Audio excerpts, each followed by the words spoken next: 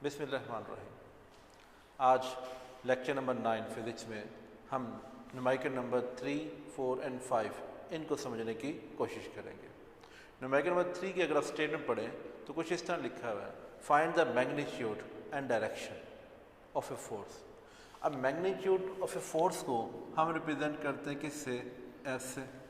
एक तो ये मालूम करना है। दूसरे नंबर पर हमने डायरेक्शन मालूम करनी, तो डायरेक्शन मीन्स एंगल थीटा, कि किस एंगल पे फोर्स लग रही है वो मालूम करना है।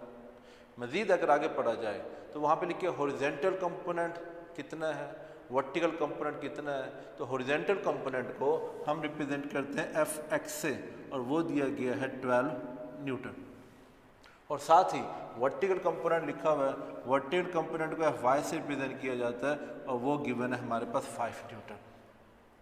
तो स्टेटमेंट को अगर आप रीड करें बुक से तो कुछ ऐसा लिखा होगा, find the magnitude and direction of a force having components, horizontal components is 12 Newton and vertical component is 5 Newton. ये हमारा बन जाता है गिवन डाटा। आप ऊपर हेडिंग दे सकते हैं गिवन डाटा। नाउ सॉल्यूशन की तरफ आए तो सॉल्यूशन में दो चीज़ें मालूम करने के लिए दी गई हैं। तो पहले नंबर पे मैं 1 लिख दूंगा, मैग्नीट्यूड मालूम करना है। अब मैग्नीट्यूड ऑफ फोर्स का फार्मूला आप लोगों ने रेजोल्यूशन ऑफ फोर्सेज में हमने पढ़ा था, F is equal to F H square plus F Y square and there is a whole square root. इसमें वैल्यूज पुट की जाएंगी। F मालूम करना as it is, F x horizontal component है 12 स्केयर, एफ वाई 5 न्यूटन है 5 square and then square root. अच्छे बच्चे ये करते हैं कि स्केयर और स्केयर रूट से कैंसिल कर देते हैं। ये कैंसिल नहीं हो सकते जब तक दरमियान में प्लस या माइनस साइन हो, तो ये कैंसिल नहीं होंगे स्केयर स्केयर रूट से। हम इनके स्केयर लेंगे, तो अगर 12 का स्केयर लिया जाए तो बनता है 144, 5 का स्केयर लिया जाए तो मेरे पास बनता है 25 एंड होल स्केयर रूट। 144 और 25 को अगर ऐड कर दें तो मेरे पास आएगा 169, और 169 का स्क्वायर रूट लेने से ये कितनी वैल्यू बनेगी? 13। तो ये जो मेरे पास फोर्स आएगी वो बनेगी 13 न्यूटन। ये इसका एक आंसर आया है, 13 Newton magnitude of the force. अब सेकंड नंबर पर जो चीज़ मालूम करनी थी वो दिया गया एंगल मालूम करना है। तो सेकंड नंबर हम लिखेंगे एफ, तो मालूम कर लिया है second, theta is equal to tan inverse, और इसका फार्मूला होता है F Y divided by F X. ये एमसीक्यूज में भी आ जाते हैं दोनों फार्मूले, बल्कि चार फार्मूले हैं रेजोल्यूशन ऑफ फोर्सेस के। एफ एक्स का फार्मूला क्या है, वाई का फार्मूला क्या है, एफ मैग्नीट्यूड ऑफ फोर्स का फार्मूला क्या है, और डायरेक्शन का फार्मूला क्या है। ये पेपर में बार बार आते रहते हैं एमसीक्यूज में, तो ये वैसे भी याद होने चाहिए फार्मूले। तो थीटा मालूम करना एंगल, इसमें अगर वैल्यूज पुट की जाए tan inverse F Y, vertical component हमारे पास कितना गिवन है 5, एफ एक्स कितना गिवन है 12, ये वैल्यू लिख दी जाएगी। अब पहले इन्हें डिवाइड करना है, किसको डिवाइड करना है? जो ब्रैकेट है 5/12। 5 को अगर 12 पे डिवाइड किया जाए तो मेरे पास 0.4166 आता है, लिख देंगे 0.4166 आएगा। आप अगर 5 को 12 पे डिवाइड करते हैं। नाउ tan इनवर्स लेना है। अब कैलकुलेटर में हमारे पास 3-4 ऑप्शन होते हैं, साइन भी होता है, कॉस भी होता है, tan भी होता है। अगर इसके शिफ्ट के साथ ऑपरेट करें तो शिफ्ट के बाद मैं साइन का बटन दबाऊँ तो वहाँ साइन इनवर्स लिखा आ जाएगा। कॉस का बटन दबाता हूँ शिफ्ट के साथ तो कॉस इनवर्स आ जाता है। अगर शिफ्ट के साथ tan का बटन दबाया जाए तो tan इनवर्स आ जाएगा। हमारे यहाँ पे रिक्वायरमेंट tan इनवर्स है, तो हम क्या करेंगे, शिफ्ट और tan का बटन दबाने के बाद 0.4166 लिख दिया जाए तो इसका tan इनवर्स आ जाएगा 22.6। क्योंकि ये एंगल है इसलिए यहाँ पे डिग्री का साइन आता है। ये मेरे पास क्या बन जाएगी, इसकी डायरेक्शन बन जाएगी। तो ये था न्यूमेरिकल नंबर 3 जिसमें मैग्नीट्यूड पूछा गया था और डायरेक्शन पूछी गई थी। इन द एंड हम यहाँ पर रिजल्ट की हेडिंग लिखेंगे, और रिजल्ट हेडिंग क्या लिखी जाएगी? जो पूछा गया था, the magnitude and direction according to above given condition, जो हमें अबव गिवन कंडीशन दी गई थी, जितनी वैल्यू दी गई थी। The magnitude and direction according to above given conditions are 13 newton and 22.6 degree respectively.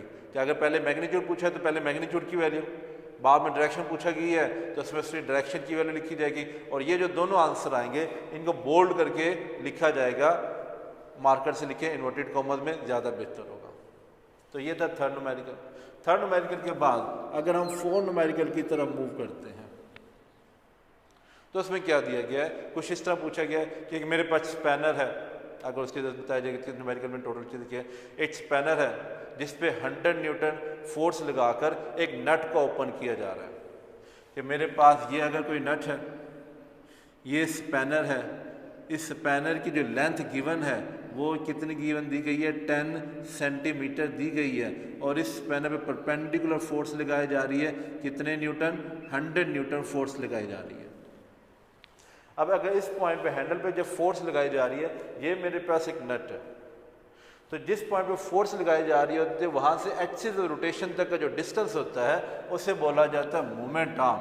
तो फोर्स मेरे पास गिवन है 100 न्यूटन, और ये जो मोमेंट आर्म है, मोमेंट आर्म को एल से रिप्रेजेंट करेंगे क्योंकि फोर्स जिस जगह लगाई जा रही है, लेंथ जो स्पैनर की है, that will become the moment arm. तो मोमेंट आर्म 10 सेंटीमीटर है। हमेशा जब भी सेंटीमीटर आए, मिलीमीटर आए, तो उसके हम स्टैंडर्ड फॉर्म में लिखेंगे। हमारे जो एसआई यूनिट्स है, यूनिट हमारे पास लेंथ का वो मीटर होता है, तो सेंटीमीटर को अगर मीटर में कन्वर्ट किया जाए तो मीटर में कन्वर्ट करने के लिए हम क्या करते हैं, सेंटीमीटर को जो भी वैल्यूज है उसको 100 से डिवाइड करेंगे तो ये आ जाएगा 0.1 मीटर। टार्क मालूम करना है तो आपके जहन में आना चाहिए टार्क का फार्मूला। फर्स्ट लेक्चर में भी गिवन था, हमने बताया कि टार्क किसे कहते हैं, ये किस चीज़ों पे डिपेंड करता है। तो टार्क का जो फार्मूला था वो हमारे पास है F मल्टीप्लाई बाय L, यानी force multiply by moment arm. Torque मालूम करना है, फोर्स की वैल्यू कितनी गिवन है 100, मोमेंट आर्म हमारे पास कितना है 0.1। अगर इन दोनों को मल्टीप्लाई किया जाए तो मेरे पास जो वैल्यू आएगी वो आएगी 10। टार्क मालूम किया हमने, टार्क का दूसरा नाम था मूवमेंट था। अब मूवमेंट भी जो सा हमारे पास आ जाता है, इसका यूनिट जो सा होगा वो हमारे पास होगा newton metre. So the movement या torque produce by the spanner is 10 newton metre. ये हमारे पास इसका इन द एंड क्या लिखना है, आप लोगों ने रिजल्ट लिखना है। रिजल्ट मैं यहाँ लिख नहीं रहा हूँ, थोड़ा शार्ट है, इस वजह से आप लिखेंगे जो भी पूछा जाए न्यूमेरिकल उसी के स्टेटमेंट को पूरा चलाना है। The torque produce by the spanner is 10 newton metre. एक और एमसीक्यू में थोड़ा सा रिपीट कर देता हूँ, टार्क जो है या मूवमेंट जो है ये एक वेक्टर क्वांटिटी है। टार्क एक कौन सी क्वांटिटी है, वेक्टर क्वांटिटी है, और इसका यूनिट क्या होता है, न्यूटन मीटर। बार बार एमसीक्यू में आ जाता है। ये था नंबर 4 न्यूमेरिकल। अगर नंबर 5 न्यूमेरिकल की तरफ मूव किया जाए तो नंबर 5 न्यूमेरिकल के अगर आप स्टेटमेंट पढ़ें तो कुछ इस तरह लिखा होगा कि एक हमारे बॉडी है जिस पे जो फोर्स लग रही है वो अपने क्या करनी है, मालूम करनी है। हॉरिजेंटल कंपोनेंट जो उनसे है, एक फोर्स है जो हमारे पास एक बॉडी के साथ हॉरिजेंटल सरफेस के साथ एंगल बना रही है, और जो एंगल है वो हमारे पास गिवन है कितने degree, 30 degree with horizontal, and the horizontal component is 20 Newton. Horizontal component को हम किससे रिप्रेजेंट करते हैं, FH से। कितने न्यूटन है, 20 Newton. Find the force, force मालूम करनी है इसमें भी फोर्स मालूम करनी है, लेकिन साथ हॉरिजेंटल कंपोनेंट दिया हुआ, डायरेक्शन दी हुई है। नंबर 3 न्यूमेरिकल में जाते हैं तो वहाँ पे फोर्स मालूम करने से मैग्नीट्यूड ऑफ फोर्स मालूम, वहाँ भी आप मालूम करना था, लेकिन यहाँ पे हॉरिजेंटल कंपोनेंट भी दिया हुआ था, वर्टिकल कंपोनेंट भी दिया गया था, इसलिए हमने इसका फार्मूला ये लगाया था पाइथागोरस थ्योरम से जो ड्राइव किया गया था। यहाँ पे जस्ट हॉरिजेंटल कंपोनेंट की बना।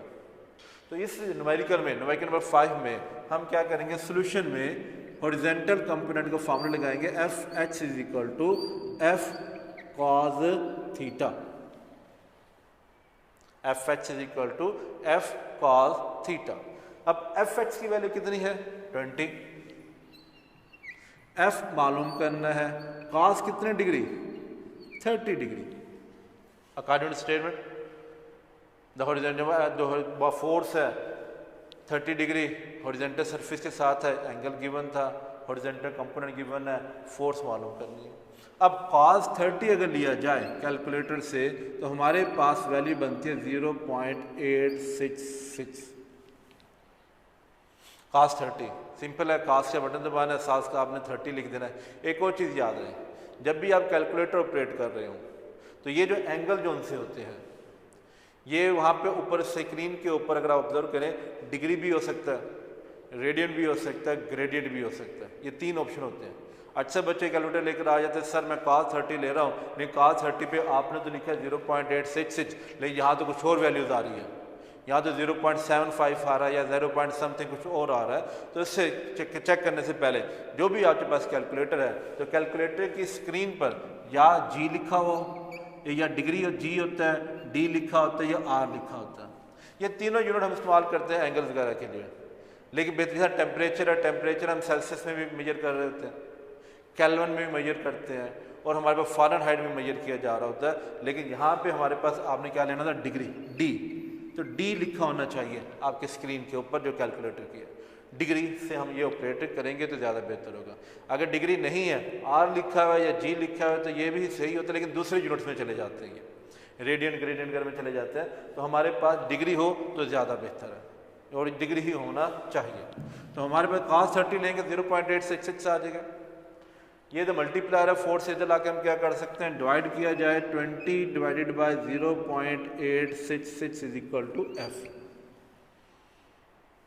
डिवाइड किया जाए, डिवाइड करने के बाद इसकी जो वैल्यू है 23.09 आता है, और अगर राउंड ऑफ कर दिया जाए तो मैं इसे लिख सकता हूँ 23.1। फोर्स है तो यूनिट क्या होगा मेरे पास, न्यूटन, और कैपिटल N लिखा जाएगा। कैपिटल N क्यों लिखा जाता है कि जो भी यूनिट किसी साइंटिस्ट के नाम पर हो तो उसको कैपिटल लिखा जाएगा। हमारे पास न्यूटन एक साइंटिस्ट था, उसके नाम पे ये रखा गया, इसलिए कैपिटल लिखा गया। इन देन अगेन हमारे पास क्या लिखा जाएगा, रिजल्ट। अब इसका रिजल्ट क्या होगा, the force according to above given condition, जो भी हमारे पास गिवन कंडीशन थी, जो भी हमारे पास अबव गिवन डाटा था, the force according to above given data is 23.1 newton. और 23 न्यूटन को आखिर में लिखा जाएगा और उसके बोल्ड लेटर में मार्कर से लिखें तो ज़्यादा बेहतर होगा। तो गिवन डाटा की हेडिंग दी जा सकती है, सोल्यूशन की हेडिंग होगी, रिजल्ट की हेडिंग होगी।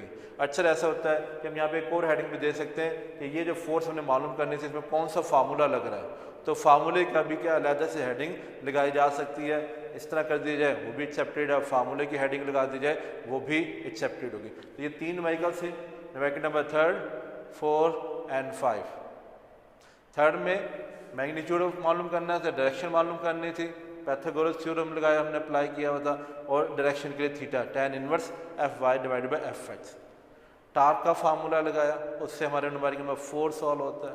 अगेन हॉरिजॉन्टल कंपोनेंट का फार्मूला लगाया गया Fh, जिससे हमारे न्यूमेरिकल नंबर 5 सॉल्व होता है। Hope understand.